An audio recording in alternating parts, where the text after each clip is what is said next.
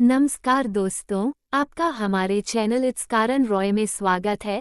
अगर आपको वीडियो अच्छी लगे तो लाइक करें, कमेंट करें और शेयर करें और चैनल को सब्सक्राइब भी करें। चाणक्य नीति के चौथे अध्याय में चाणक्य ने कहा है कि जीवधारी के गर्भकाल में ही ये 5 चीजें तय हो जाती हैं।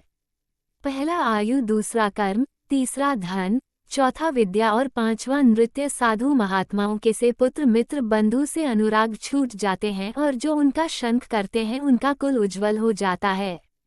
जिस प्रकार मछली, कछुआ और चिड़िया दर्शन और स्पर्श से अपने बच्चों का पालन पोषण करती है, वैसे ही सज्जनों की संगति से हर प्रकार की रक्षा हो जाती है।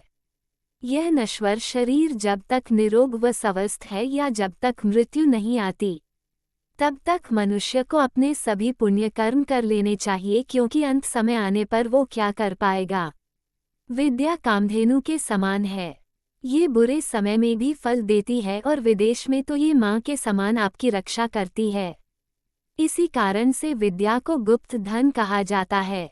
सैकड़ों अज्ञानी पुत्रों से एक ही गुणवान पुत्र अच्छा है। ये वैसे ही है जैसे रात्रि का अंधकार एक ही चंद्रमा मिटा सकता है। हजारों तारे नहीं, एक दीर्घायु मूर्ख पुत्र से बेहतर तो वही पुत्र है जो पैदा होते ही मर गया। क्योंकि मृत पुत्र तो थोड़ा ही दुख देगा, लेकिन दीर्घायु पुत्र हर पल आपको दुख देगा। ये 6 बिना अग्नि के ही आपको जलाते हैं। पहला बुरे ग्राम में वास, दूसरा झगालू स्त्री, तीसरा नीच कुल की सेवा, चौथा खराब भोजन, पांचवा मूर्ख लड़का और छठवां विधवा कन्या। उस गाय से क्या लाभ जो न बच्चे पैदा करे और न ही दूध दे, वैसे ही ऐसे पुत्र के जन्म लेने से क्या लाभ जो न तो विद्वान हो और न ही उसकी भगवान में भक्ति हो। इस संसार के ताप से जलते हुए प्राणी को 3 चीजें ही सुकून दे सकती है। पहला सुपुत्र, दूसरा पति, व्रता स्त्री और तीसरा सज्जनों की संगति। राजा एक ही बार आदेश देते हैं, पंडित एक ही बार बोलते हैं और कन्यादान एक बार होता है, और ये 3 चीजें एक ही बार होती है। तपस्या अकेले में, अध्ययन 2 के साथ, गीत गान 3 के साथ, यात्रा 4 के साथ, खेती 5 के साथ और युद्ध बहुत से सहयोगियों के होने पर हो तो उत्तम रहता है। पत्नी वही है जो पवित्र और चतुर है, जो पतिव्रता है और जिस पर पति का प्रेम है। पत्नी वही है जो सदैव सत्य बोलती है।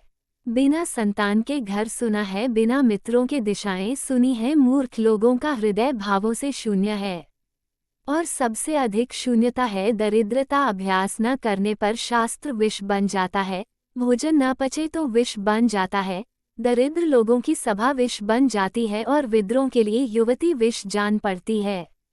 जिस धर्म में दया न हो उसे छोड़ देना चाहिए। विद्याहीन गुरु को छोड़ देना चाहिए। जिस पत्नी के मुख से क्रोध प्रकट होता हो उसे छोड़ देना चाहिए, और जिन मित्र या संबंधियों से प्रेम न हो उनका त्याग ही उचित है। लगातार यात्रा मनुष्य को वृद्ध बना देता है, हमेशा बंधे रहने से घोड़ा बूढ़ा हो जाता है। बिना मैथुन की स्त्री बुरी हो जाती है और धूप कपड़ों को पुराना कर देता है।